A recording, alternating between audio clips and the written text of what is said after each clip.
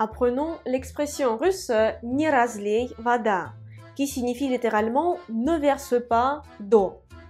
Всем привет! Salut à toutes et à tous!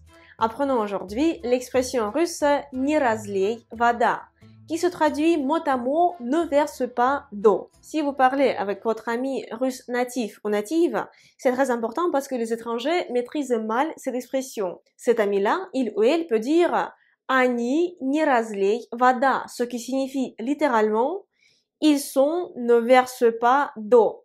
Mais qu'est-ce que ça signifie, à votre avis? Vous pouvez mettre la vidéo sur pause et écrire dans les commentaires votre variante. Et moi, je continue. Они не разлей вода, ça signifie qu'ils sont inséparables.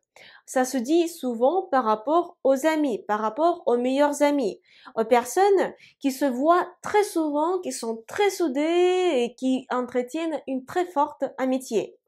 Par exemple, Миша и Маша не разлей вода sont inséparables, sont de très bons amis. Миша и Маша не разлей вода. Миша и Маша не разлей вода. Ils sont inséparables, ils passent tout le temps ensemble. Ils entretiennent de très bonnes relations, ils sont de très bons amis. Nous pouvons également rencontrer la variante Их водой не разольешь. Их водой не разольешь. Их, c'est les au pluriel. Ensuite, водой, avec de l'eau, не разольешь. Tu ne verseras pas de l'eau, ou les. C'est très bizarre en français, mais en russe, ça signifie ils sont inséparables. Du coup, nous pouvons dire soit они не разлей вода ou их водой не разольешь. Les deux variantes sont courantes et on les rencontre dans le russe moderne. À votre avis, d'où provient l'expression не разлей вода? Selon la plupart de linguistes, l'expression не разлей вода prend ses racines au Moyen-Âge russe. Après des foires, des gens, ils picolaient, surtout des hommes, et après, ils commençaient à se bagarrer. Et pour les séparer, il fallait verser sur eux de l'eau. Également, par exemple, quand il y a des animaux qui commencent à se battre, à se bagarrer, on verse aussi de l'eau. Ainsi, quand une personne est énervée l'une contre l'autre, ils commencent à se battre, à se bagarrer. Pour les séparer, parfois il faut verser, disons, de l'eau froide sur ces personnes-là pour qu'elles partent.